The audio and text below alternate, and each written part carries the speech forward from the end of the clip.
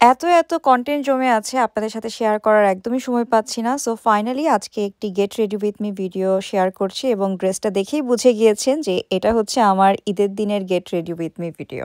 একদম ঈদের আগের দিনে রাতের বেলা যখন সবকিছু বন্ধ হয়ে যাচ্ছিল তখন জারি লাগছে গিয়ে আমি ড্রেসটাই নিয়ে এসেছি এবং আমাকে তারা খুব কাইন্ডলি অল্টারও করে দিয়েছে। আপনারা দেখতেই পেলেন যে আমার ঠোঁটের উপর একটা ফিভার ব্লিস্টার্স উঠেছে বা জ্বর ঠোসা উঠেছে। কেন উঠেছে হঠাৎ করে কিছুই জানি না, বিকজ আমার কিন্তু জ্বরও নাই।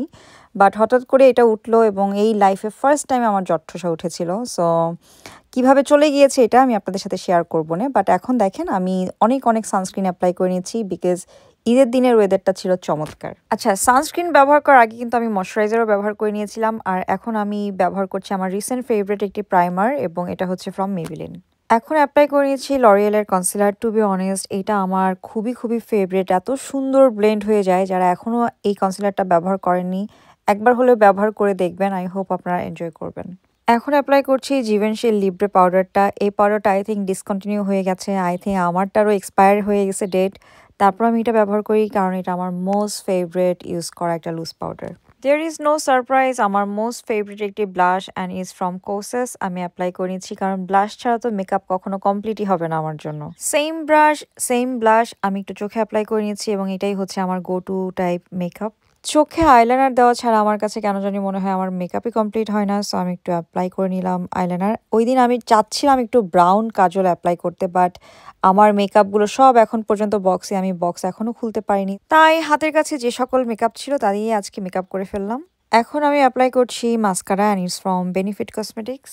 আজকে আমি আমার মেকআপ নিয়ে একটু সন্তুষ্ট না, তার মধ্যে দুইটা আইলাইনার হয়েছে একদম দুই রকম। তারপরেও কিছু করার নেই, এখন অ্যাপ্লাই করে নিচ্ছি লিপস্টিক। ঈদের দিনে ছবি পোস্ট করার পর অনেকেই জিজ্ঞেস করেছিলেন আসলে আমার আপার লিপসে কি হয়েছে, এটা কি কোনো মেকআপের স্টাইল কিনা, আমি কি মেকআপ অ্যাপ্লাই করেছি কিনা। আসলে না, এখানে যেহেতু আমার ফিভার ব্লিস্টার্স হয়েছে আমি কোনো রকমের মেকআপ অ্যাপ্লাই করিনি। স্কিন ক্লিন করে এসে আমি এখানে মেডিসিন অ্যাপ্লাই করেছিলাম এবং তার পাশ দিয়ে হালকা করে মেকআপ করেছি।